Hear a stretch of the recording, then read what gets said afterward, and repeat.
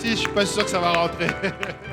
Alléluia. Nous bénissons le Seigneur pour le frère Lionel, le pasteur Lionel et sa famille. Amen. Pour le travail exceptionnel qu'ils font. Alléluia. Ils s'occupent de nos jeunes. Alléluia. Et nous voyons le sourire sur nos jeunes.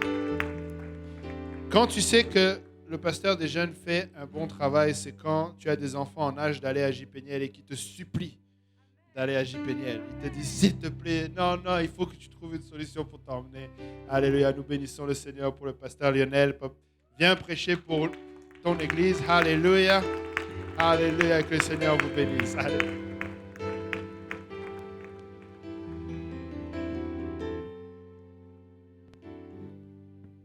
Alléluia. Si on peut battre nos mains pour le Seigneur, alléluia. Si quelqu'un peut rendre gloire à Dieu ce matin, alléluia. Alléluia. Si quelqu'un peut donner à Dieu des actions de grâce, alléluia.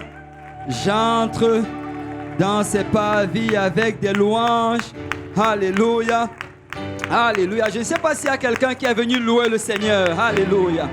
Est-ce qu'il y a des gens qui sont venus déterminés d'élever des louanges vers le Seigneur?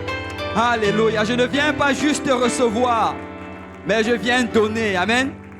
Alléluia. Peuple de Dieu, quand nous venons dans la maison de Dieu, alléluia, venons donner. Amen. Vous savez, nous ne voulons pas avoir une attitude de consommateur. Amen. Nous voulons avoir une attitude de producteur. Amen. Vous savez, quand ils allaient à la terre promise, le Seigneur a dit, vous allez dans une terre où va couler le lait et le miel. Vous savez, le miel, ça ne tombe pas des arbres. Amen. Le lait ne coule pas dans les ruisseaux. En fait, le Seigneur leur dit, vous allez apprendre à produire. Amen. Vous allez apprendre à travailler. Et je vais bénir le fruit de votre travail. Amen. Alors, peuple de Dieu, je veux louer le Seigneur. Je vais mettre un peu d'énergie dans ma louange. Alléluia. Il faut que le Seigneur reçoive mon sacrifice. Alléluia. La Bible parle de sacrifice, d'action de grâce. Alléluia. Ça doit me coûter quelque chose. Amen. Ça doit me coûter quelque chose. Alléluia. Gloire au nom du Seigneur. Gloire au nom du Seigneur. Et c'est toujours avec beaucoup de stress que je me retrouve devant le peuple de Dieu pour prêcher la parole de Dieu. J'ai l'habitude de cacher mon stress. Alléluia. Mais je crois que certains peuvent le voir. Je ne suis jamais très à l'aise à me retrouver devant du monde pour prêcher la parole de Dieu. En fait, je n'ai pas été formé pour ça. Amen. Je suis allé à l'école pour me retrouver derrière un ordinateur, seul dans mon bureau. Mais le Seigneur m'a appelé à prêcher. Amen. Alors, si vous pouvez me tolérer aujourd'hui, alléluia. Alors que nous allons aller ensemble dans la parole du Seigneur. Nous allons aller dans le livre d'Exode, Exode chapitre 4. Et pendant que vous cherchez, je tiens vraiment à remercier le Seigneur, alléluia, pour notre bishop. Amen. Alléluia, le pasteur Kaosi. Et c'est un homme de Dieu. Amen. Alléluia. C'est un homme de Dieu. Peuple de Dieu, vous savez, je crois qu'on doit être un peu plus excité pour notre pasteur. Alléluia.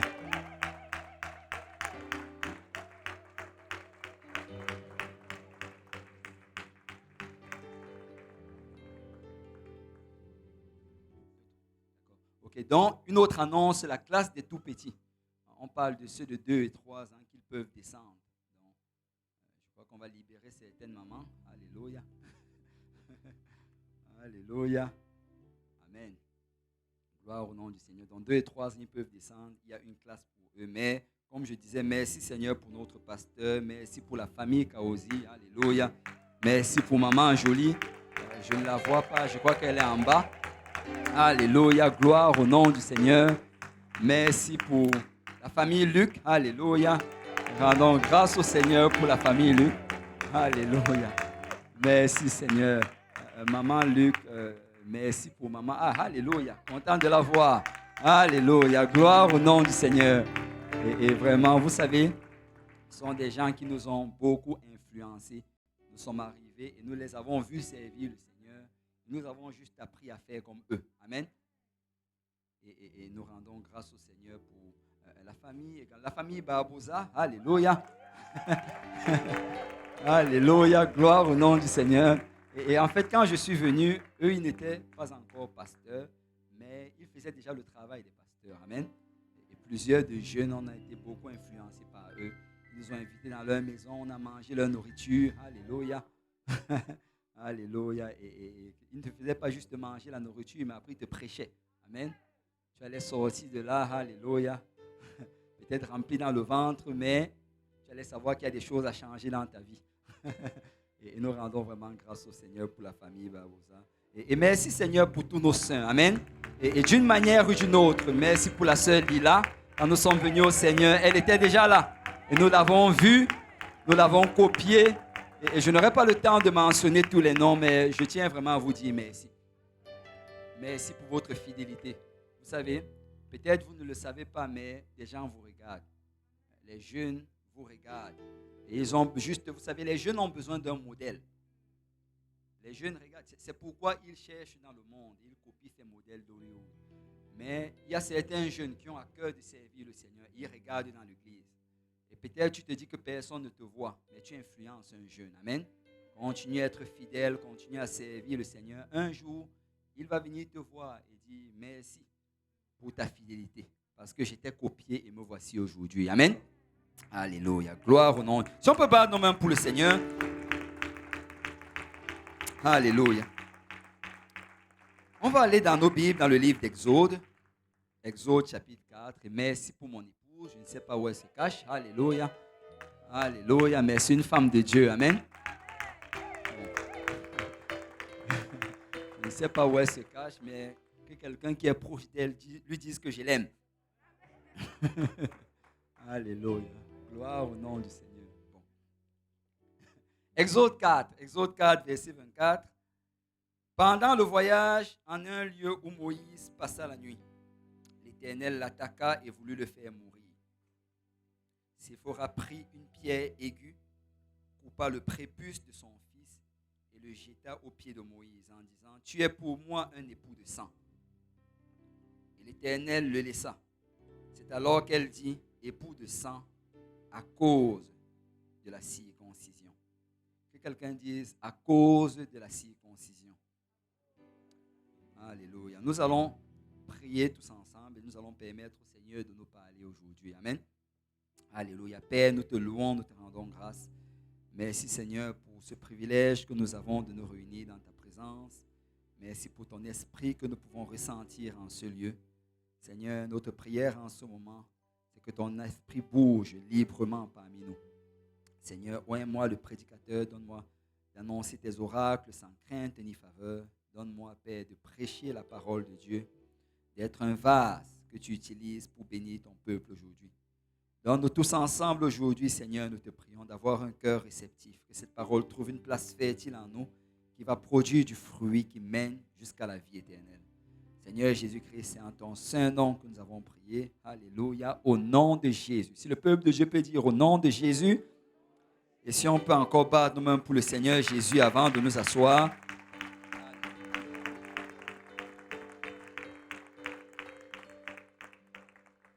Alléluia. Et vous pouvez vous asseoir dans la présence du Seigneur.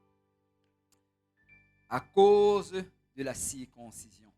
En fait, quand tu lis ce passage, tu réalises que tout ce qui se passe dans ce passage, et ça c'est l'un des passages qui va souvent nous confondre. Quand tu vas le lire pour la première fois, tu vas trouver cela étrange. Parce que le Seigneur envoie Moïse d'aller en Égypte. Mais là, en cours de route, alors qu'il se repose, la Bible nous dit que l'Éternel essaye de le faire mourir. Vous savez, on va un peu parler de la circoncision. Amen. La première fois dans la Bible qu'on parle de la circoncision, c'est dans Genèse chapitre 17. Genèse chapitre 17 à partir du verset 9. Dieu dit à Abraham, toi, tu garderas mon alliance, toi et tes descendants après toi, selon leur génération. C'est ici mon alliance que vous garderez entre moi et vous, et ta postérité après toi. Tout mâle parmi vous sera circoncis.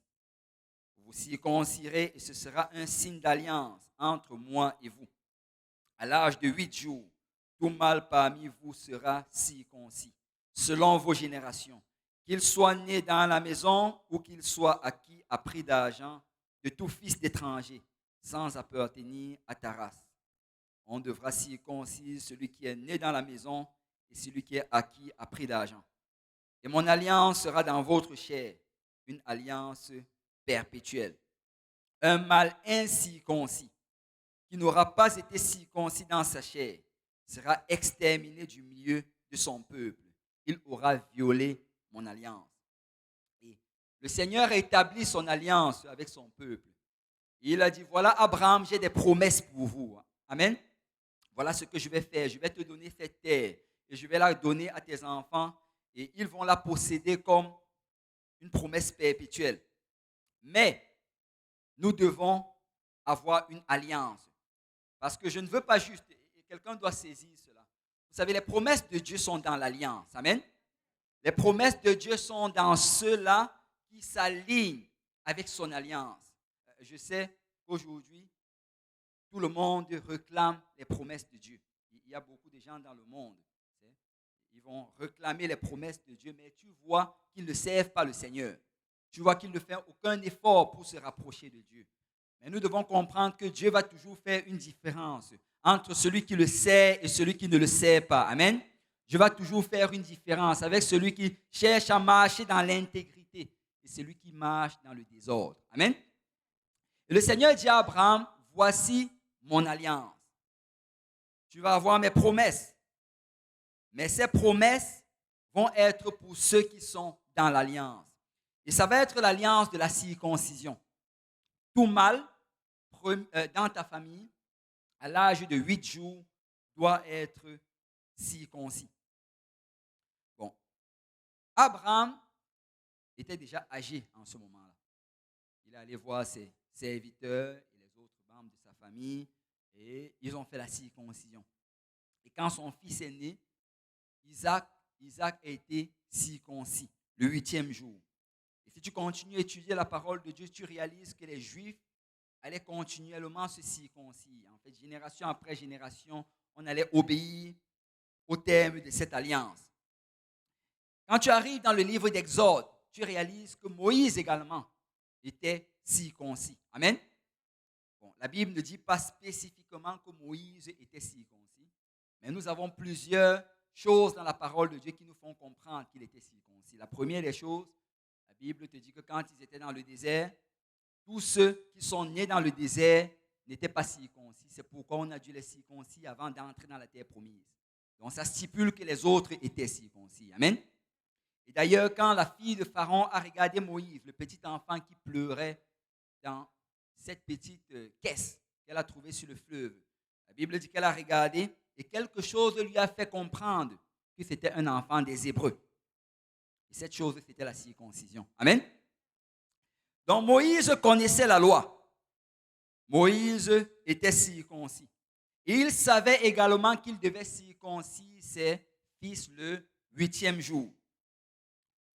Et si on regarde un peu le contexte de ce qui se passe dans le passage que nous avons lu en introduction, il faut d'abord comprendre que Moïse avait été envoyé en Égypte par Dieu pour faire sortir son peuple. Amen. Si tu vas un peu auparavant, tu réalises que Moïse avait fui l'Égypte. Moïse avait fui parce que Pharaon essayait de le tuer. Et en fuyant l'Égypte, il a rencontré cette femme, Séphora, avec ses sœurs. Et par la suite, ils sont allés dans la maison de son père. Et Jéthro, son père, a accepté Moïse comme beau-fils. Et là, il a épousé Séphora. Et dans Exode 2, verset 22, la Bible dit, elle enfanta un fils qu'il appela du nom de Gershom. Car, dit-il, j'habite un pays étranger. En ce temps-là, ils avaient l'habitude de nommer leurs enfants selon les circonstances qu'ils traversaient. Bon, je ne sais pas s'il y a des gens qui le font encore aujourd'hui. Alléluia. Amen. Je ne sais pas s'il y a des tribus qui le font encore, mais c'était très pratique. Amen. Bon, je sais qu'il y a des gens qui sont souvent nommés après des jours. Il y a des gens même qui sont nommés après des mois. Quelqu'un qui s'appelle Septembre. Je ne sais pas s'il est né en septembre.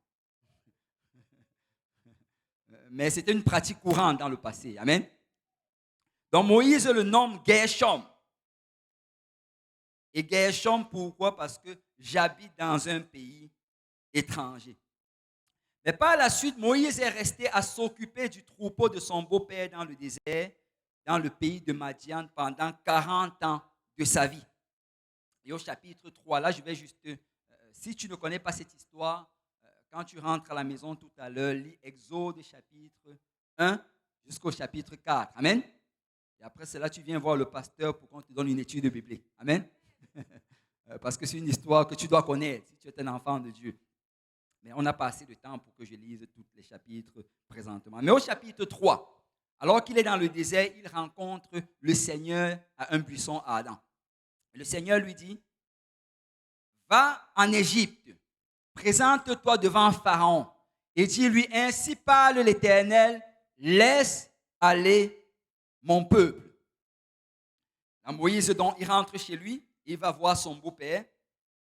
Et dans Exode 4, verset 18, Moïse s'en alla et de retour auprès de Jéthro, son beau-père, lui dit, laisse-moi, je te prie, aller rejoindre mes frères qui sont en Égypte, afin que je voie s'ils sont encore vivants.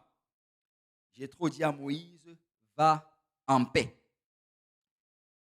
Mais quand tu continues à lire, tu réalises que quand Jéthro lui a dit, va en paix, il n'est pas directement parti en Égypte. Il est encore resté auprès de Jéthro. Il est resté auprès de son épouse.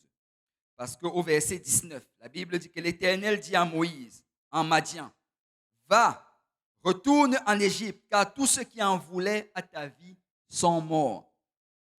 Et quand tu lis ceci, et tu lis que le Seigneur a eu encore à lui apparaître pour lui demander une deuxième fois de partir. Et en lui demandant cette fois-ci, il lui a même donné l'assurance que celui qui essayait de le tuer est mort. Ça nous dit en fait que Moïse hésitait à y aller. Moïse se rappelait que Pharaon voulait le tuer. Moïse se rappelait qu'il y a des hommes en Égypte qui ont reçu l'ordre de le chercher et de le tuer. Donc le Seigneur doit le rassurer. Le Seigneur doit dire, Moïse, ces gens sont morts. Tu peux maintenant te lever et tu peux partir. Amen. Bon. Est-ce qu'il y a quelqu'un qui sait combien de fils Moïse a eu avec Séphora? Ça 2. Alléluia, il y a des gens qui lisent leur Bible. Amen. Moïse a eu 2 fils avec Séphora. Et si tu regardes dans le livre d'Exode, Exode chapitre 18, verset 3, l'un se nommait Gershom, celui dont on a parlé plus tôt, quand Moïse avait dit, j'habite un pays étranger. L'autre se nommait Eliezer. Est-ce qu'il y a des Eliezer dans la salle? Ce n'est plus un nom populaire, non? Ça, c'est un bon nom, amen? Non. Eliezer, c'est vrai que ça fait longtemps que je n'ai pas vu d'Eliezer. Mais l'autre se nommait Eliezer, car il avait dit, le Dieu de mon père m'a secouru, il m'a délivré de l'épée de Pharaon. Et Eliezer a été également nommé selon la situation dans laquelle Moïse se trouvait. Et je suis en train d'aller quelque part. Amen. Vous savez, nous pouvons situer la naissance de Gershom. Gershom est né un peu après qu'il ait marié Séphora. Et on l'a lu dans Exode 2, 22, que Moïse a dit, je suis dans un pays étranger. Mais c'est un peu plus difficile de situer la naissance d'Eliezer. Mais si on doit comprendre ce qui est en train de se passer dans ce passage, amen, le passage qu'on a lu en introduction, ça prend de situer quand est-ce que Eliezer est né. Bon, on va faire un petit exercice d'investigation, amen. Amen. On va un peu fouiller les Écritures ensemble pour trouver c'est où la naissance d'Eliezer. Dans Exode chapitre 18, verset 4, ce qu'on a lu tantôt, il dit qu'il va s'appeler Eliezer. Pourquoi? Parce que le Dieu de mon père m'a secouru, il m'a délivré de l'épée de Pharaon. Donc ça veut dire que Eliezer est né après que Moïse ait eu la révélation sur la mort de Pharaon. Amen. Après que Moïse a eu cette visite, je ne sais pas si c'est d'un songe ou d'un rêve, où le Seigneur lui a dit, maintenant tu peux aller en Égypte, parce que Pharaon et ses hommes qui te cherchaient sont morts. Donc on sait déjà qu'il est né après la révélation. Maintenant, Si tu vas dans Exode 4, 20, la Bible dit, Moïse prit sa femme et ses fils et les fit monter sur des ânes et retourna dans le pays d'Égypte. Il prit dans sa main la verge de Dieu. Et remarquez ici que la Bible dit sa femme et ses fils. Amen. On ne dit pas sa femme et son fils. Donc, Eliezer est né avant le départ pour aller en Égypte. Donc, Eliezer est né après l'expérience du buisson ardent. Eliezer est né après qu'il soit arrivé chez son beau-père et qu'il ait traîné chez son beau-père. Eliezer est né après qu'il ait reçu la révélation dans un songe. Arrête de traîner, lève-toi, va en Égypte, parce que maintenant ils sont morts. C'est pourquoi après il pouvait justement nommer son fils Eliezer. Amen. Et pourquoi est-ce que je mentionne ceci? Vous savez, on ne peut pas identifier exactement quand il est né. On ne peut pas identifier exact, je vais dire le jour exact, mais on peut connaître la période. On ne peut même pas savoir exactement quand est-ce que Séphora est tombée enceinte. C'est quand je lisais cela, je vois qu'il y a deux options. Soit Séphora est tombée enceinte pendant qu'il était encore dans le désert et qu'il est revenu. Soit alors, c'est peut-être pendant le temps qu'il avait arrêté de travailler et qu'il était à la maison. Amen. Vous savez, moi je crois qu'à la fin de ce confinement, avec beaucoup d'hommes qui travaillent à la maison, alléluia. Alléluia. Il faut que le frère Jean-Yves, le pasteur Jean-Yves commence à élargir l'espace de sa tente. Amen. On va avoir un réveil. Amen. Alléluia. Mais Eliezer est né pendant cette période-là, ce moment où il se préparait, ce moment où il attendait de se lever de la maison de son beau-père pour aller en Égypte. Bon, vous savez, les Juifs donnent le nom de leur enfant le 8e jour. Amen. Le jour de la circoncision. Si tu regardes dans la parole de Dieu à plusieurs reprises, on a des exemples. Jean-Baptiste, c'était le jour de la circoncision. Jésus, également le jour de la circoncision, parce que c'était selon leur loi. Et ici, nous voyons comment Eliezer naît. Et là, Moïse sait qu'il doit partir en Égypte. Et là, il traînait, mais là, le Seigneur se révèle encore à lui. Le Seigneur lui dit, Moïse, c'est le temps, lève-toi, va en Égypte. Et Moïse se présente donc devant Séphora. Et là, je suis en train de laisser vraiment mon imagination fonctionner. Amen. Il se présente devant Séphora qui vient à peine de donner naissance à un enfant. L'enfant n'a pas encore 8 jours. Amen. Et là, elle est en train de porter son enfant. Et si tu as une femme qui vient d'accoucher,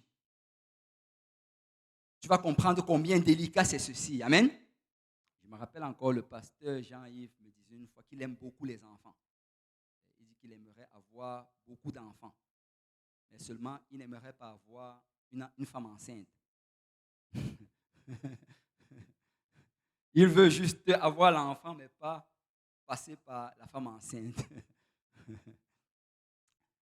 Parce que après l'accouchement, vous savez, ils disent que, je lisais un peu dans ce que les médecins disent, ils disent qu'après l'accouchement, les jours qui suivent l'accouchement, ça prend environ 40 jours à la femme juste pour un peu revenir en elle-même. Ça prend 40 jours de repos juste pour que son corps recommence un peu à se rebalancer. En fait, 40 jours pour récupérer de l'accouchement, la fatigue de l'accouchement. 40 jours pour s'adapter au rythme de l'allaitement. Vous savez, de cet enfant-là qui se réveille à n'importe quel moment. Amen. 40 jours pour s'adapter même aux changements physiques et physiologiques. Amen. Et même psychologiques. Ça prend du temps pour que les choses se remettent en place. Amen. Et on dit qu'en fait, il y a une chute brutale des hormones. Pendant l'accouchement, la femme a beaucoup d'hormones. C'est très élevé. Mais dès que l'enfant est accouché, les hormones, ça tombe. Et vous savez, quand cette chute d'hormones arrive, les émotions sont amplifiées. Amen. En fait, c'est comme si elle fait du yo-yo avec ses émotions. Subitement, elle est contente, après elle se fâche contre toi. Bon, j'ai eu 3 enfants, je sais de quoi je parle. Amen. Donc, si tu es une femme présentement enceinte ou en train d'accoucher, sois patient. Amen. Amen. Elle n'est pas possédée. C'est juste les hormones. Alléluia. Mais elle est irritable.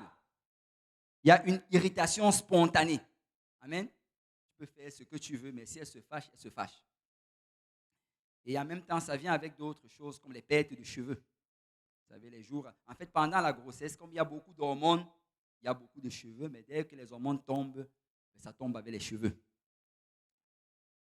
La peau devient sèche. Et il y a toutes ces affaires-là qui arrivent. Et tu vois, Moïse se présente devant cette femme qui a un enfant qui est en train de souffrir dans toute sa douleur, dans ses moments difficiles. Il vient dire, chérie, je ne sais même pas comment il a commencé. Tu te rappelles quand j'étais revenu du désert et je t'avais dit que Dieu m'a dit qu'on va en Égypte. Il dit, oui, je me rappelle, oui. On va y aller, n'est-ce pas? Il dit, oui. Il vient de me dire autre chose. C'est quoi? On doit partir maintenant. Bon. Et la Bible dit que quand Moïse s'est présenté devant Séphora, en fait, on ne développe pas comme ceci, mais la Bible nous dit qu'ils se sont levés, ils sont partis. Amen. Parce que Séphora, c'était une femme de Dieu. Amen. Et vous savez, nous devons prier pour les femmes de nos pasteurs. Amen. Je ne suis pas juste en train de prêcher pour ma paroisse. Amen. Mais je parle vraiment pour nos femmes de pasteurs. Amen. Quelqu'un doit prier pour maman Jolie. Amen. Quelqu'un doit prier pour maman Luc. Amen. Quelqu'un doit prier pour maman Barbosa. Amen. Nous devons prier pour nos femmes de pasteurs. Vous savez, c'est quelque chose quand l'homme de Dieu entend. Tu entends quelque chose. Mais le problème, c'est que souvent, c'est toi seul qui l'as entendu. Et quand tu te pointes devant ton épouse, elle n'a pas entendu la même chose. Mais ça prend une femme de Dieu pour dire, au travers de ta voix, j'entends la voix du Seigneur. Amen. Au travers de ta voix, je reconnais. Et femmes de Dieu, je ne parle pas juste des femmes de pasteurs. Peuple de Dieu, nous devons être soumis. Amen. Nous devons apprendre à discerner la voix de Dieu au milieu de la voix de notre époux. Amen. Nous devons apprendre à marcher ensemble. Ne serons pas toujours prêts à nous irriter. La Bible dit que la femme sage bâtit sa maison. Amen. Amen.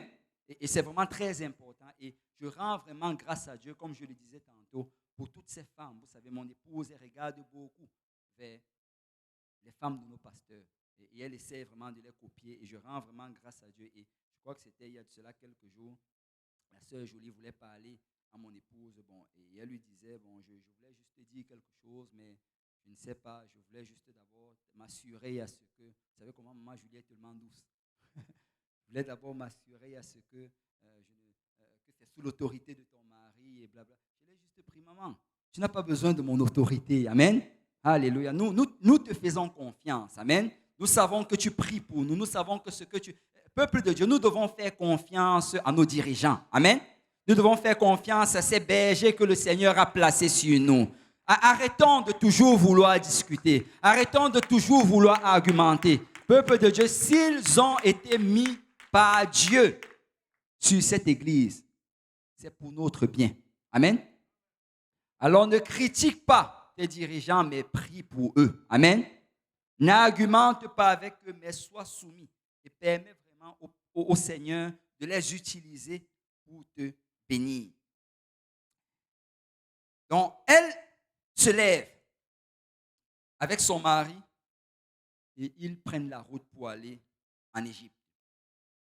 Et alors qu'ils sont en train de partir, dans Exode chapitre 4, verset 24, la Bible dit, pendant le voyage, en un lieu où Moïse passa la nuit, l'Éternel l'attaqua et voulut le faire mourir. Séphora prit une pierre aiguë, coupa le prépuce de son fils et le jeta aux pieds de Moïse en disant, tu es pour moi un époux de sang. Et l'Éternel le laissa. C'est alors qu'elle dit époux de sang à cause de la circoncision. Rappelez-vous que l'enfant est né il y a de cela quelques jours. Rappelez-vous que le peuple de Dieu savait que la circoncision devait se faire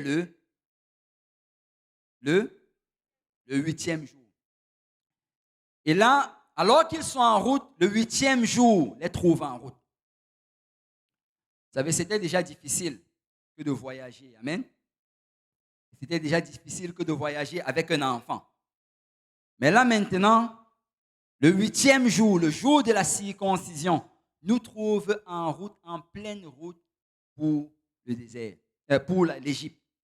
Et là, je ne sais même pas si Moïse a osé encore parler à son épouse. Il y a certaines choses que tu vas juste voir le Seigneur, tu dis, Seigneur, parle-lui maintenant. Amen. Il y a juste certaines choses. Et homme de Dieu, apprend à aller voir son père. Amen. Apprend à aller voir son père pour lui demander certaines choses, de lui dire. J'ai appris cela très tôt dans le mariage. Il y a certaines choses que ça prend que Dieu lui parle d'abord. Amen. Ça prend que je prie d'abord pour elle. Et quand le Seigneur va lui parler, quand je vais approcher cela, ça va passer. Parce que si tu essaies seulement de le faire par ta propre force, c'est pour ça qu'il y a des disputes. C'est pour ça qu'il y a des divisions. Mais si son père lui parle en premier, laisse-moi te dire que ça va passer. Amen. Et voilà donc qu'ils sont le 8e jour. Et ils sont dans le désert. Ils ont ce nouveau-né. Ils sont en déplacement. Et le voyage se fait sur le dos d'un âne. Je ne sais pas si vous pouvez imaginer cela. Porter un bébé circoncis sur le dos d'un âne. Est-ce qu'il y a des gens qui sont déjà montés sur le dos d'un âne? Ok, une seule personne. Peut-être. Le cheval? Non, ce n'est pas la même chose. L'âne est têtu. Séphora regarde cela. Moïse regarde cela. Et d'une certaine manière, je crois qu'ils sont arrivés à un consensus. Nous sommes peut-être le 8e jour, mais on va le faire après. Amen. Nous sommes peut-être le 8e jour, mais je crois que ça peut un peu attendre. Je crois que le Seigneur va comprendre. Nous sommes en train de faire son œuvre. Nous sommes en train, alléluia, d'aller en Égypte. Nous ne sommes pas en train de faire, c'est pas comme si on allait en vacances. Amen. C'est pas comme si on était en train de faire notre propre business. Nous sommes en train de servir le Seigneur. Je sais que c'est le 8e jour. Je sais que c'est ce que le Seigneur a dit. Mais je crois qu'on va repousser cela à un autre jour. Vous savez, nous pouvons trouver des excuses pour ne pas faire ce que Dieu demande. Nous pouvons nous raisonner nous-mêmes, trouver des arguments, démontrer, expliquer, argumenter, mais en fin de compte, ce que le Seigneur a dit demeure. Amen. En fin de compte, ce que la parole de Dieu déclare demeure. Tu peux argumenter comme tu veux avec la parole. Tu peux essayer d'expliquer, tourner à gauche et à droite. La Bible dit, alléluia, celui qui croira et qui sera baptisé sera sauvé. Amen. Oh oui, peut-être que je peux le faire comme ceci. Peut-être je peux passer. Écoute, la parole de Dieu ne change pas. Nous devons juste apprendre à obéir à la parole de Dieu. Amen. Nous devons juste apprendre à céder à ce que le Seigneur demande. Nous pouvons trouver toujours des excuses pour ne pas faire. Vous savez, il y a toujours des excuses. Tu vas toujours en trouver une. Tu vas toujours trouver une excuse pourquoi tu ne pries pas chaque matin. Amen. Il y en aura toujours une bonne. Très souvent, la meilleure excuse, c'est les enfants. Oh, les enfants. Un jour, le Seigneur va nous demander des comptes par rapport aux accusations sur les enfants. Amen. Amen. Alléluia. On va trouver des excuses, le travail. Les excuses. Je crois que j'ai un esprit de sommeil. Pasteur, c'est un esprit. Ce n'est pas de ma faute. Je parlais de ça à J. Péniel. Vous savez, nous aimons les malédictions multigénérationnelles. Nous aimons ces choses-là quand le prophète se pointe. Il dit que le problème que tu fais face présentement, c'est parce que ton ancêtre avait fait un pacte dans tel village, dans tel blablabla. Et là, on regarde ça. Oh, c'est vraiment vrai. C'est un homme de Dieu. Il a vu. Vous savez, on aime cela pourquoi? Parce que ça nous déresponsabilise. C'est ça. Ça veut dire que ce n'est pas de ma faute. C'est à cause de mon ancêtre. Si je ne sers pas le Seigneur, c'est parce que je suis attaché. Si je ne sers pas le Seigneur, c'est parce que je suis lié. La Bible dit que celui qui est en Christ est une nouvelle créature. Toutes choses anciennes sont passées, toutes choses sont devenues nouvelles. Quand tu as obéi à l'évangile, alléluia, tu es dans une nouvelle alliance. Tu n'appartiens plus à l'ancienne alliance. Tu n'appartiens plus à l'ancienne famille. Tu es dans la famille de Jésus-Christ. Les liens générationnels ont été brisés. Les chaînes générationnelles ont été brisées. Tu as en toi les gènes de Jésus-Christ. La Bible parle d'une régénération. Amen. La racine du mot régénération, c'est gène. Vous savez, quand on parle de liens multigénérationnels, on parle de code génétique. Tu as reçu cela dans tes chromosomes. Mais quand tu te fais baptiser en Jésus-Christ, il y a un changement de chromosomes. Il y a un changement sanguin. Ce n'est plus le sang de tes ancêtres qui coule dans tes veines, mais c'est le sang de Jésus-Christ. Parce que tu étais lavé par le sang de Jésus. Tu étais purifié. La Bible dit, ce n'est plus ce que vous étiez, mais vous avez été lavé. Amen. Vous avez été sanctifiés. Vous avez été purifiés par le sang de Jésus-Christ. Arrête d'accuser les ancêtres. Amen. Le pauvre vieillard tourne dans sa tombe chaque fois que tu dis que c'est de sa faute. Apprends à assumer tes responsabilités. Si je ne prie pas, c'est parce que je dors trop. Amen. J'ai besoin de m'acheter un bon réveil. Amen. Et j'ai besoin peut-être, même pas seulement de 1, de 2 ou de 3 réveils. Mais d'une certaine manière, je vais me responsabiliser. Je vais me discipliner. Je vais être fidèle dans la maison de Dieu. Je vais prier. Je vais lire la parole de Dieu. Je me décide de le faire parce que la responsabilité me revient. Amen. Il y a un passage dans la Bible. Le Seigneur dit dans cette nouvelle alliance, vous n'allez plus dire que nos pères ont mangé des raisins secs et nos dents ont été gâtées. Amen. Il dit que, je vais le traduire en français courant, vous n'allez plus dire que nos papas ont mangé des bonbons et nos dents ont été cariées. Amen. Il dit que chacun aura la carie si lui-même il mange des bonbons. Amen. Tu n'as pas la carie à cause de tes ancêtres. Tu as besoin de brosser tes dents. Amen. Tu as besoin de limiter les sucreries. Tu as besoin de te discipliner. Et tu vas voir l'œuvre de Dieu agir dans ta vie. Alléluia. Amen. Et voilà qui se lèvent. Ils sont en train d'aller à la terre promise et le Seigneur les bloque.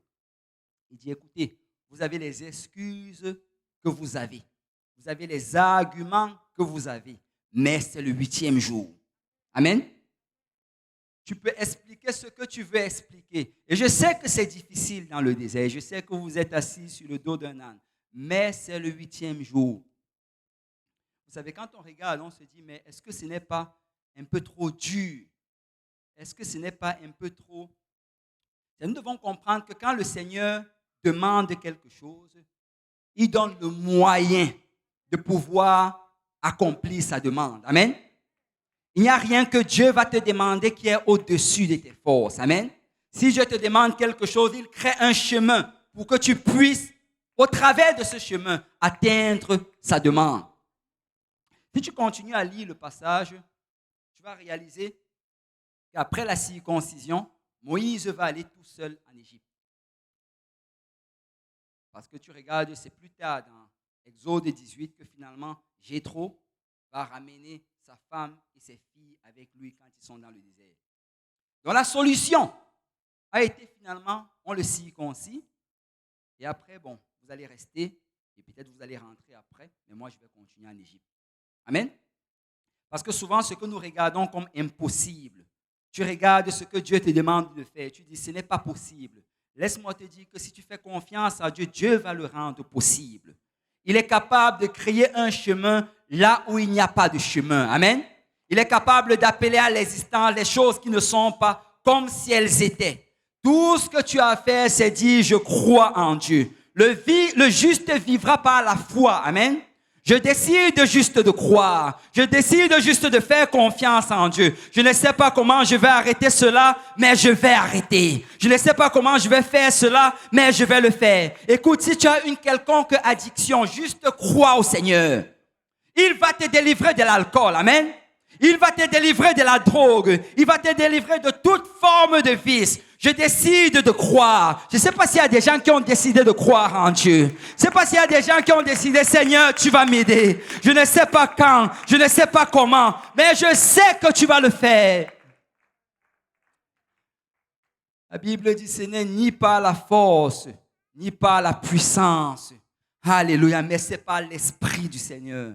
Ne t'appuie pas sur ta force. Amen. Ne t'appuie pas sur ton intelligence. Juste fais confiance au Seigneur. Vous savez, j'ai appris cela alors que je servais le Seigneur. Il y a des fois, le pasteur allait prêcher des choses alors que j'étais jeune dans le Seigneur. Et là, j'étais assis, j'écoutais cela. Et dans ma tête, je me disais, Seigneur, comment est-ce que je vais faire pour faire cette affaire? Et souvent, j'étais troublé par rapport à cela. Mais un jour, le Seigneur m'a donné une révélation. Amen. Le Seigneur m'a fait comprendre la signification de Amen. Amen. Que quelqu'un dise Amen. Amen, ça signifie ainsi soit-il. Ainsi soit-il dans ma vie. Pasteur, tu dis que je ne dois pas boire de l'alcool. Ainsi soit-il dans ma vie. Amen. Quelqu'un doit apprendre à prêcher avec son pasteur. Amen. Quelqu'un doit apprendre. Tu dois apprendre à dire Amen. Tu dois apprendre à dire ainsi soit-il. Oh oui, pasteur, c'est dur. Tu parles de la sanctification. Mais Amen. Amen. Amen. Le Seigneur va m'aider à le faire. Nous n'allons pas y arriver par nous-mêmes, peuple de Dieu. Tu dois juste apprendre à dire Amen. Amen. Tu dois juste... Que quelqu'un dise Amen. Que quelqu'un dise Amen. Vous savez, si c'était nous-mêmes qui allons réussir à y arriver, on allait être au ciel. Il allait avoir un frère orgueilleux qui allait se présenter et dire « Waouh, j'ai tellement jeûné et prié que me voici au ciel. » Il y avait des frères à l'église qui sont tombés, mais je suis resté. Mais le Seigneur veut s'assurer que la gloire lui revienne à lui seul. Amen. Le Seigneur veut s'assurer qu'au ciel, que toute l'église enlève la couronne de sa tête et jette devant ses pieds. Alléluia, gloire soit à l'agneau. Merci Seigneur, parce que je sais que c'est à cause de toi que je suis ici. Je sais que c'est pas ta grâce. Je ne pouvais pas assez prier pour être sauvé. Je ne pouvais pas assez jeûner pour être sauvé. Je ne pouvais pas être assez bon pour être au ciel. Mais c'est pas ta grâce que je suis ici.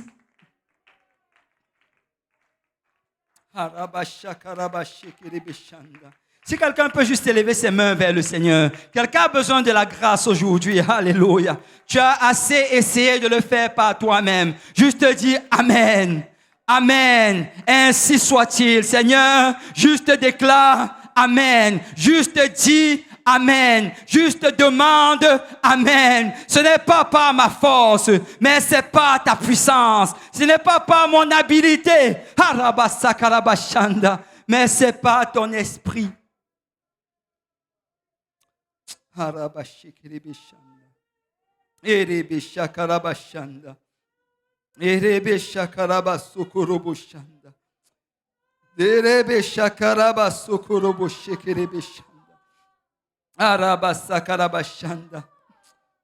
C'est Dieu peut créer un chemin là où il n'y a pas de chemin. Dieu peut ouvrir une porte là où il n'y a pas de porte. Dieu peut te donner une habilité là où tu manques de l'habilité. La Bible dit que notre habilité se trouve dans le Seigneur. Dieu n'a pas besoin de ton habilité. Il a de l'habilité pour toi. Mais tu dois juste lui faire confiance.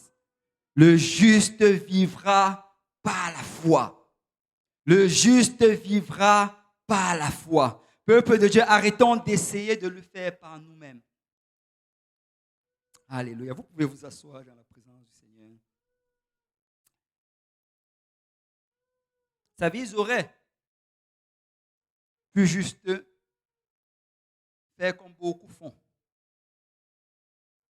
présenter toutes leurs excuses. Et d'ailleurs, vous savez, ils avaient des excuses. Moïse et Séphora en avaient. Mais ça ne sert à rien d'argumenter avec le Seigneur. Amen. Tu sais, c'était le 8e jour. C'était le jour de la circoncision. Je dis à quelqu'un aujourd'hui qu'aujourd'hui, c'est ton 8e jour. Amen. Le Seigneur t'appelle aujourd'hui. Le Seigneur te dit que c'est le jour pour ton salut. Amen. C'est le jour pour ta délivrance. C'est le jour, alléluia, dans lequel le Seigneur va apporter la solution à ce problème. Ne remets pas à demain ce que Dieu te demande de faire aujourd'hui. Vous savez, Proverbe 14, 12 dit, telle voie paraît droite à l'homme, mais son issue, c'est la voie de la mort. Amen. Ça ne sert à rien d'argumenter avec le Seigneur. Proverbe 3, 5. Confie-toi en l'Éternel de tout ton cœur. Amen. Et ne t'appuie pas sur ta sagesse. Reconnais-le dans toutes tes voies et il aplanira tes sentiers. Ne sois pas sage à tes propres yeux. Crains l'Éternel et détourne-toi du mal. Ce sera la santé pour tes muscles et un rafraîchissement pour tes os. Le Seigneur m'a envoyé dire à quelqu'un aujourd'hui qu'aujourd'hui, c'est le jour favorable. Aujourd'hui, c'est le 8e jour. Ne dis pas que tu vas faire cela la semaine prochaine. Ne dis pas que tu vas le faire dans 1 mois. Ne dis pas que tu vas obéir à ce que le Seigneur te demande de faire aujourd'hui, dans quelque temps. Je me rappelle encore, je crois que c'était juste ici. Vous savez, je ne sais pas si elle est là. C'était la sœur Kelly. Elle était venue au Seigneur et elle était juste là et elle voulait servir le Seigneur. Et là, elle priait et nous, les pasteurs, se promenons, on priait pour les gens. Et je me rappelle, j'étais devant elle et j'étais en train de lui annoncer l'évangile. Et là, elle entendait cela. Elle entendait qu'elle devait se faire baptiser au nom de Jésus. Mais quand elle regardait sa vie, elle se disait, je ne crois pas que je vais être capable de marcher dans la justice. Je ne crois pas que je vais être capable de vivre selon les standards que le Seigneur m'appelle à faire. Et je me rappelle comment le Seigneur m'avait juste inspiré de lui dire, ce n'est pas toi, c'est Dieu qui va le faire. Tout ce que tu as fait, c'est dire, me voici. Tout ce que tu as fait, c'est dire, Seigneur, je veux te servir. Tout ce que tu as fait, c'est de te repentir de tes péchés et de faire confiance en Dieu. Et vous savez, ce jour-là même, elle s'est fait baptiser au nom de Jésus pour le pardon de ses péchés.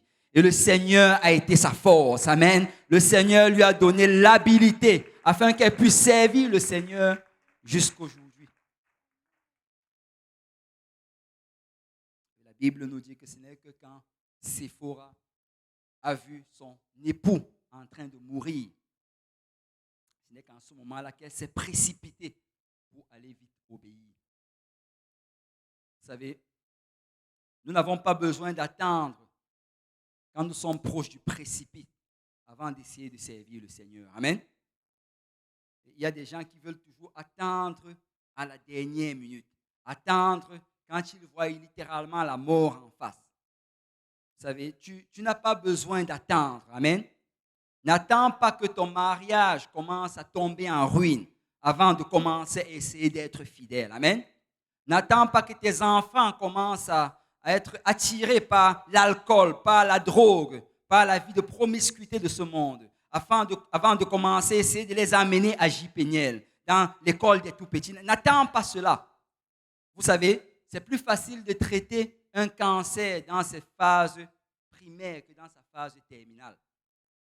Traite cela aujourd'hui. Amen. Traite cela aujourd'hui. La Bible déclare, alléluia, qu'aujourd'hui, c'est le jour du salut. Maintenant, c'est l'heure acceptable. Amen. Peuple de Dieu, nous devons réaliser que dans cette vie, c'est une vie d'opportunité. L'opportunité que tu as aujourd'hui, peut-être tu ne l'auras pas demain. Amen. On doit réaliser cela. Et opportunité, la racine, c'est porte. Tu as juste un temps où une porte est ouverte. Tu as juste un temps où une porte est ouverte pour influencer tes enfants. C'est l'influence que tu as quand il a 10 ans. Ce n'est pas la même influence quand il a 18 ans. Amen. Et tu dois saisir cette porte.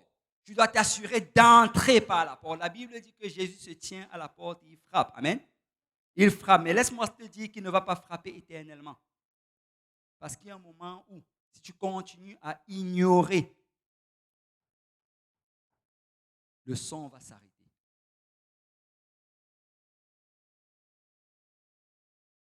Ésaïe 55, 6. Cherchez l'Éternel pendant qu'il se trouve. Invoquez-le pendant qu'il est prêt. Amen. Vous savez, dans Luc, nous voyons Jésus en train de pleurer.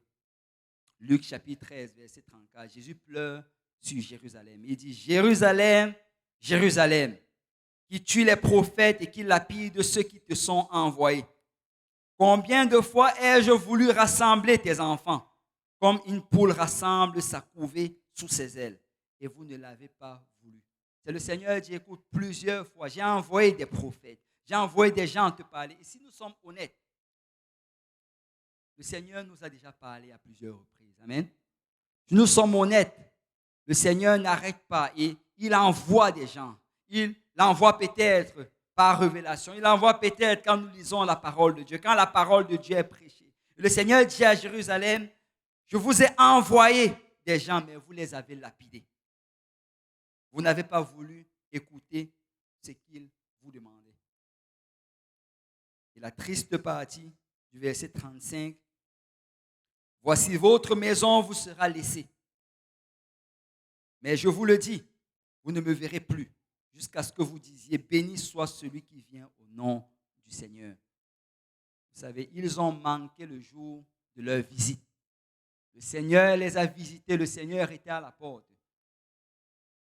Vous savez, il y a un principe terrifiant dans la parole de Dieu. Le principe, c'est que quand Dieu t'appelle, si tu résistes la première fois, la deuxième fois, ça va être encore plus facile de résister.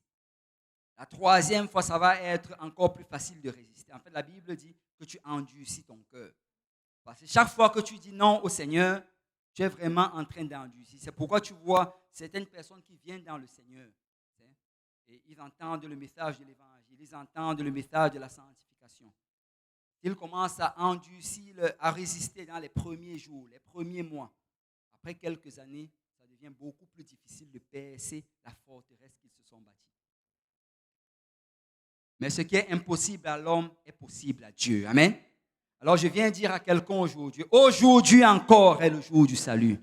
Aujourd'hui encore, c'est l'heure acceptable. Aujourd'hui encore, c'est le 8e jour. Et Jésus te dit encore aujourd'hui qu'il veut agir dans ta vie. Vous savez, Moïse a failli manquer ses promesses. Le Seigneur avait des promesses pour lui. Le Seigneur allait l'utiliser et le Seigneur l'a utilisé. Amen. Le Seigneur avait un plan pour la vie de Moïse. Le Seigneur allait faire de grandes choses avec lui. Mais il a failli mourir ce jour-là. Pourquoi?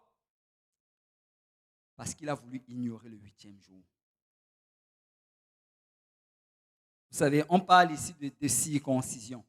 Mais nous devons comprendre, bien sûr, et je crois que la plupart le savent, que notre alliance n'est pas une alliance de circoncision comme celle de l'Ancien Testament. Amen. Vous savez, dans l'Ancien Testament, il fallait circoncire son fils le 8e jour, et c'était ça le signe de l'alliance. Mais dans le Nouveau Testament, nous avons une autre forme de circoncision. Amen. Vous savez, j'ai circoncis mon fils quand il n'avait pas 8 jours, mais j'étais allé le faire circoncire, et c'était vraiment terrifiant pour sa maman. Alléluia. Elle est sortie de la salle, je suis resté tout seul. Mais la circoncision, tu sais, tu entres avec ton enfant et on lui coupe le prépuce de son pénis.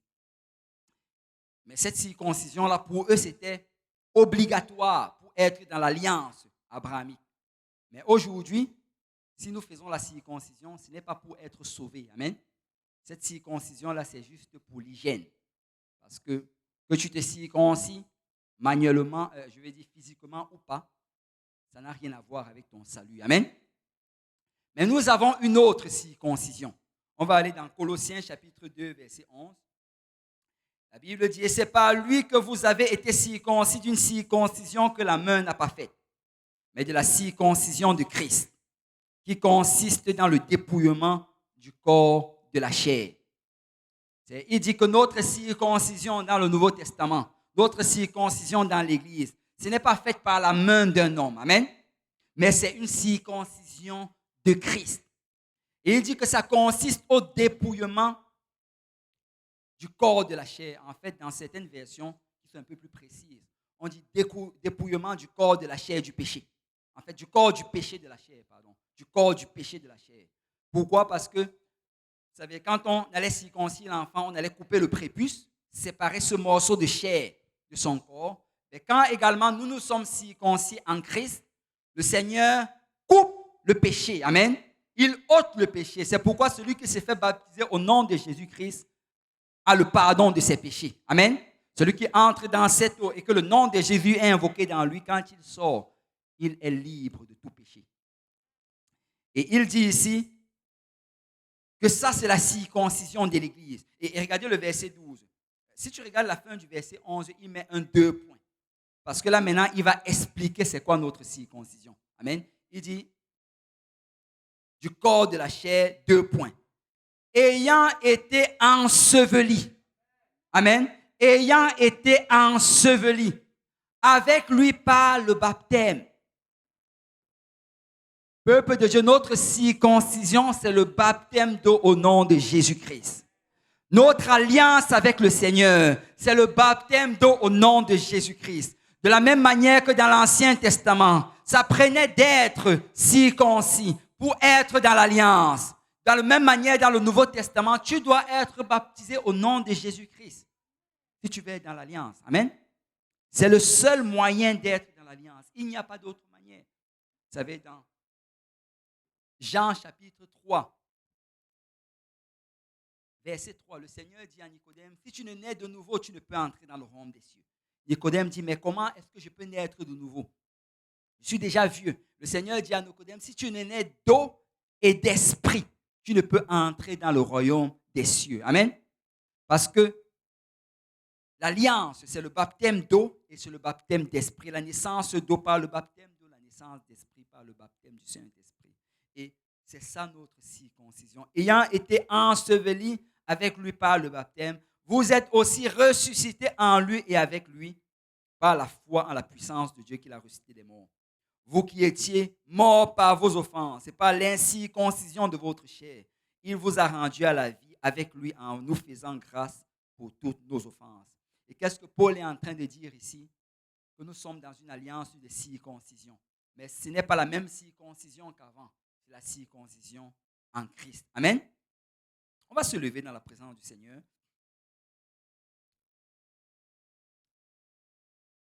Vous savez,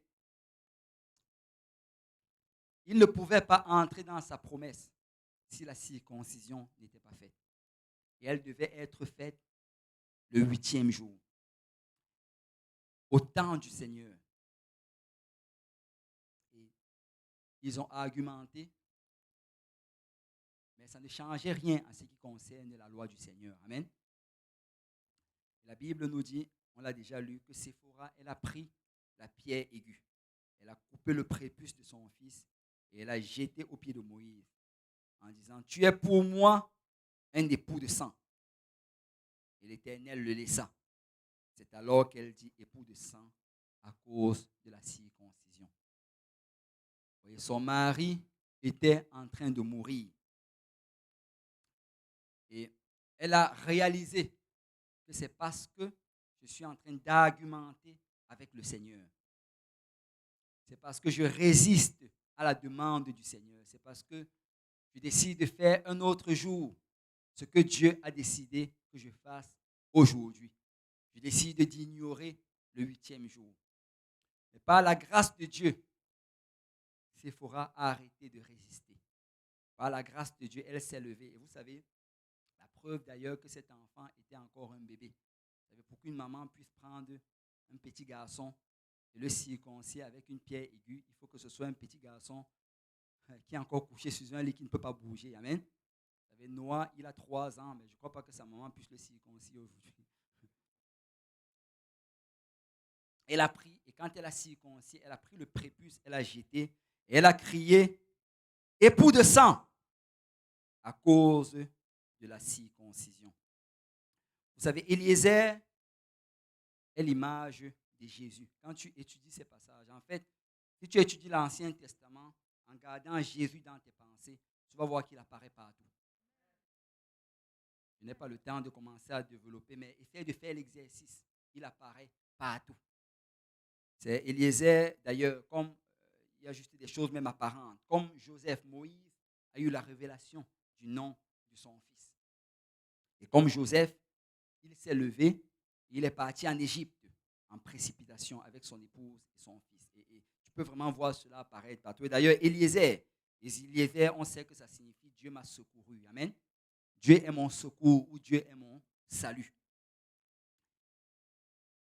Donc, quand Séphora se lève et elle retranche le prépuce de cet enfant et elle le jette, en fait, c'est une image de vraiment l'agneau qui est immolé. C'est une image du sang de Jésus. C'est pourquoi elle crie, époux de sang, mon époux a été sauvé.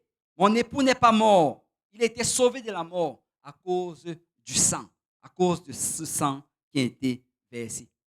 Et je viens dire à quelqu'un aujourd'hui, vous savez, si nous allons avoir nos promesses, si notre famille va persévérer, si nous allons prospérer dans les choses de Dieu, c'est uniquement à cause de la circoncision. C'est uniquement à cause de l'obéissance à l'évangile. Je sais qu'il y a des chrétiens qui sont fatigués d'entendre l'évangile, mais tu as besoin de l'évangile.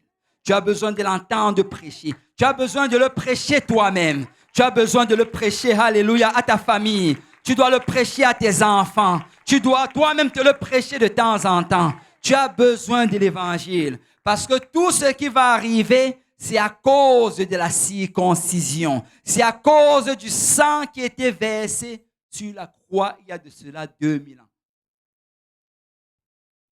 Ne t'approche pas de Jésus sans la croix. Amen. N'essaye pas d'obtenir de promesses sans la croix. N'essaye pas de faire grandir et faire prospérer ta famille sans la croix. Assure-toi de marcher selon les termes de l'alliance. Amen. Alléluia. Je vais lire un dernier passage. Après, je vais inviter le pasteur Jean-Yves. Il va venir prier pour nous. Hébreux chapitre 3, verset 7. C'est pourquoi, selon ce que dit le Saint-Esprit, aujourd'hui, si vous entendez sa voix, n'endurcissez pas vos cœurs, comme lors de la révolte, le jour de la tentation dans le désert. Verset 12. Prenez garde, frères, que quelqu'un de vous n'ait un cœur mauvais et incrédule au point de se détourner du Dieu vivant. Mais exhortez-vous les uns les autres chaque jour, aussi longtemps qu'on peut dire aujourd'hui, afin qu'aucun de vous ne s'endurcisse par la séduction du péché. Et qu'est-ce que Paul dit? Que si tu es encore capable d'entendre ce message aujourd'hui, si tu es encore capable d'entendre le prédicateur dire aujourd'hui, ça veut dire que tu as encore l'opportunité de servir le Seigneur. Tu as encore l'opportunité de te détourner d'une vie de péché. Parce qu'un jour, ça va être le silence. Amen. Et que le Seigneur nous épargne de cela. Amen. Je veux obéir à la parole. Si on peut élever nos mains vers le Seigneur, si on peut prier, je vais obéir aujourd'hui. Je vais servir Dieu aujourd'hui. Je vais permettre à Dieu d'agir. Alléluia. Je veux me soumettre à la parole de Dieu aujourd'hui. Alléluia.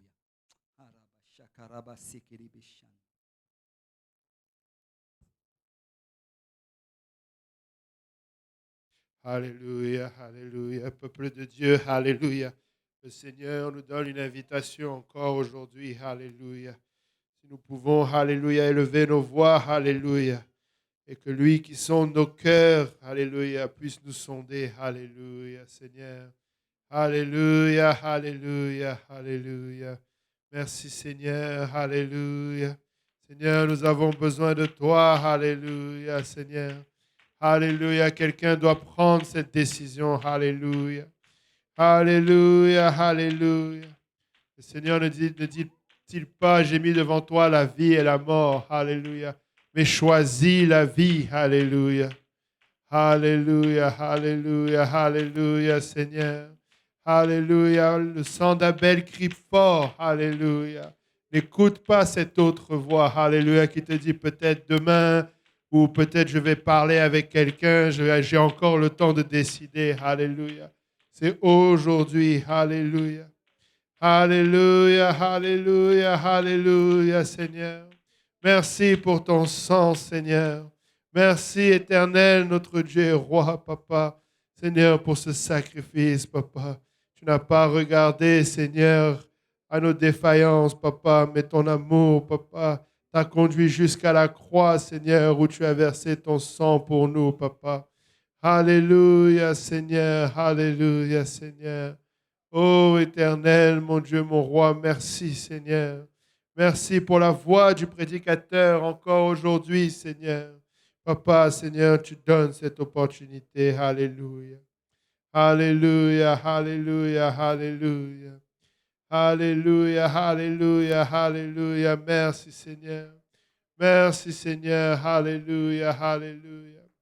Alléluia. Si nous pouvons faire tous ensemble une prière de repentance. Alléluia. Seigneur éternel, notre Dieu et roi, Papa. Seigneur, nous venons reconnaître, Papa, Seigneur, notre état de pécheur devant toi, Papa, Seigneur, Papa. Nous avons péché devant toi, Papa, que ce soit par omission, que ce soit par exprès, Seigneur, que ce soit dans nos pensées, dans nos actions, dans nos paroles, Papa. Seigneur, nous avons péché contre toi et toi seul, Père éternel. Et nous venons, Papa, Seigneur, auprès de ton trône de grâce, Seigneur, demander pardon, Seigneur. Pardonne-nous, Seigneur, pardonne ces paroles qui sont sorties, Seigneur, pardonne ces actions mauvaises que nous avons faites. Papa, Seigneur éternel, mon Dieu, Papa, nous prions que tu puisses nous laver par ton sang précieux, Seigneur, Papa. Seigneur, nous implorons ton pardon et ta miséricorde sur nous, toi qui es juste juge, Papa. Seigneur, nous ne pouvons pas plaider innocent, mais Seigneur, nous voulons plaider ton sang, Père éternel. Lave-nous, nous te prions, Seigneur. Purifie-nous, Papa. Seigneur, de toute souillure, Papa. Et nous voulons prendre cette décision, Papa, de marcher avec toi, ô Père éternel. Et comme, Seigneur, nous l'a dit le prédicateur, Papa, ce ne sera pas par notre force, Seigneur, Papa, ni par notre propre habileté ou notre puissance, Seigneur, mais par ton esprit, Seigneur. Alléluia, Seigneur Jésus. Alléluia. Yarabayondo yoroboshanda yarabake rebesende. Alléluia, alléluia, alléluia. Si tu es ici aujourd'hui et que tu veux prendre cette décision, alléluia, sois libre de la prendre et assure-toi que nous avons l'eau, alléluia, nous avons les prédicateurs pour te baptiser, nous avons les serviettes, nous avons de quoi te changer, alléluia. Tu n'es pas obligé, alléluia, de quitter ce lieu tel que tu es venu. Alléluia. Et tu peux toi aussi rentrer dans cette alliance. Amen. Tu peux aussi, Seigneur, avoir cette circoncision aujourd'hui. Ça ne prend que ton obéissance. Alléluia. Alléluia, peuple de Dieu, si nous pouvons, alléluia, élever nos voix vers le Seigneur. Alléluia. Merci, Seigneur. Alléluia. Merci, Seigneur. Alléluia. Nous élevons ton nom, Père éternel. Alléluia. Nous bénissons ton saint nom. Alléluia. Alléluia. Alléluia. Alléluia. Gloire et honneur te soient rendus, Seigneur. Alléluia. Alléluia. Alléluia. Alléluia. Alléluia. Alléluia. Alléluia. Et si quelqu'un est ici qui n'a pas encore reçu le Saint-Esprit avec l'évidence de parler en langue, c'est une promesse pour toi. Amen. C'est une promesse pour toi. Alléluia. Le Seigneur désire te remplir de son esprit.